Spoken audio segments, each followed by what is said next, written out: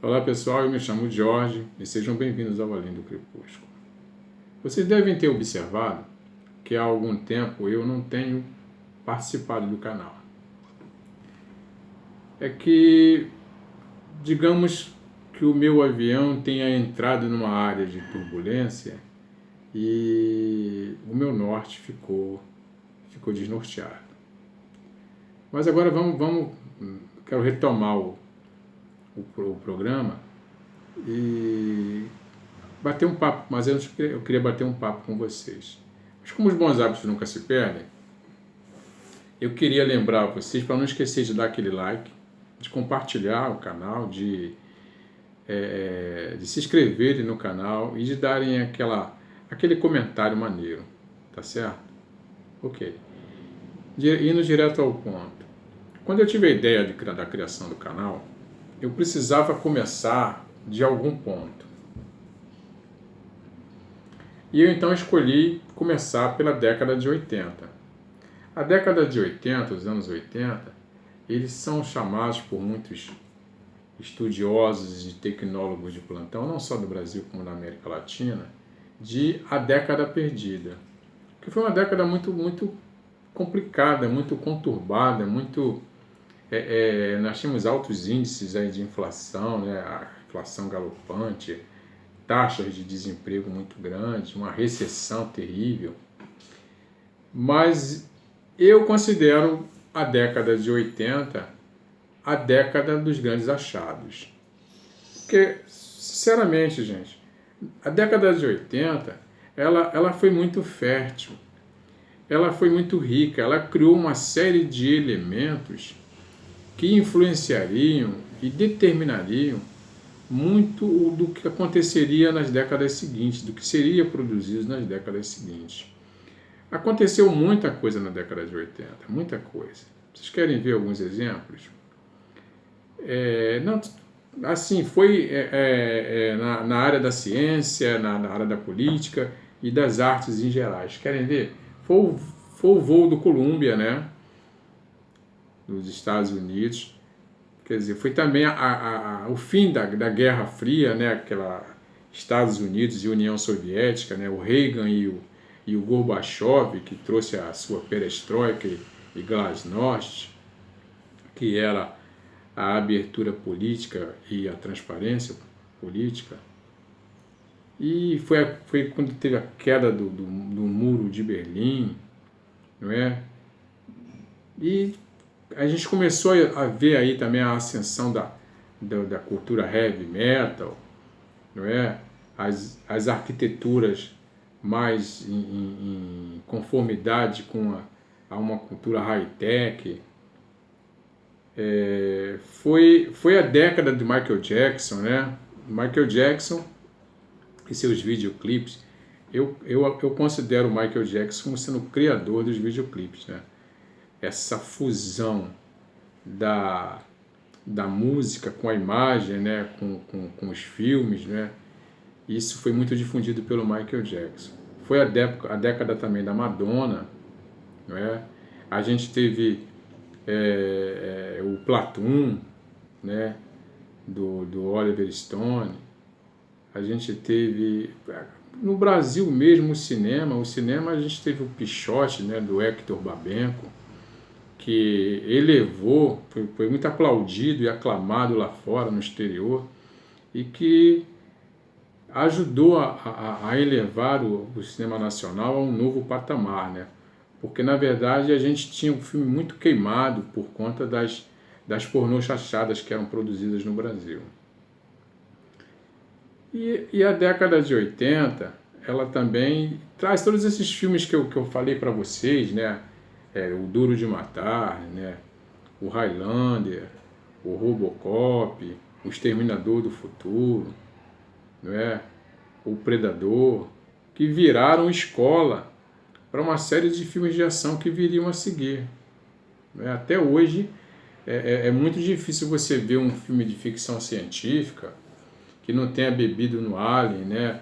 Que não tenha bebido ali no Robocop, que não tenha colhido qualquer influência ali do Duro de Matar, né? dos filmes que inclusive transformaram esses astros em verdadeiros ícones, né, daquela geração, o Arnold Schwarzenegger, né, o Sylvester Stallone, o Bruce Willis, né, o Mel Gibson. Realmente foi uma década muito rica.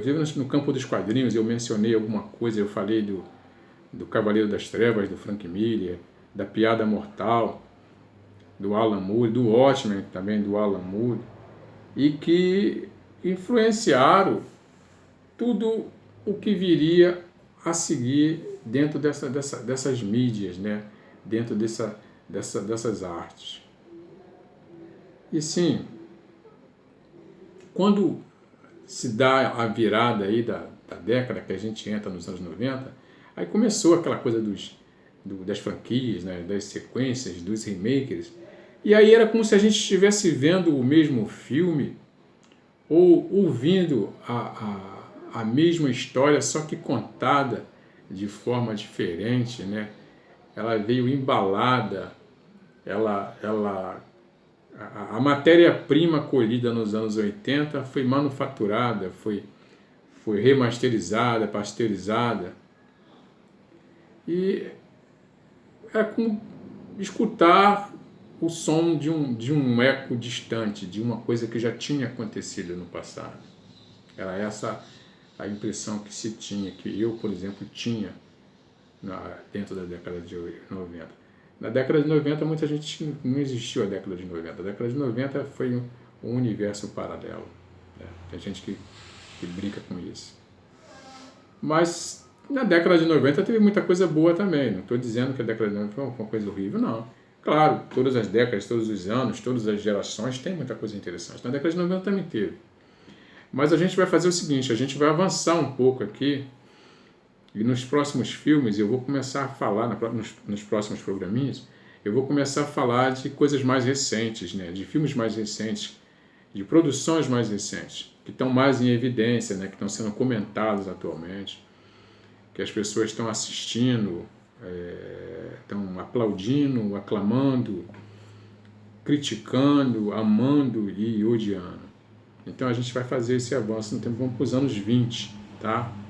É claro, eu não vou deixar de falar nos anos 90 não, de vez em quando a gente vai voltar um pouquinho e vai citar algumas coisas dos anos 90, porque nos anos 90, como eu falei, tem muita coisa importante. E uma outra razão de eu ter escolhido os anos 80, porque eu também tenho uma relação muito pessoal com os anos 80. Eu vivi os anos 80. Eu era adolescente e passei para maioridade e maturidade dentro dos anos 80. Nos anos 80 eu perdi a timidez nos anos 80. E me tornei homem. Um homem nos anos 80.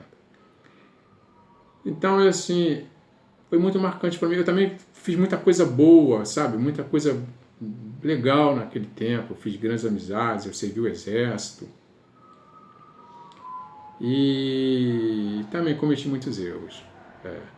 Foram muitas decisões equivocadas e algumas escolhas malditas, que reverberam na minha vida até hoje. Sim, alguns desses erros, dessas escolhas, elas criaram cicatrizes profundas em mim, deixaram sequelas.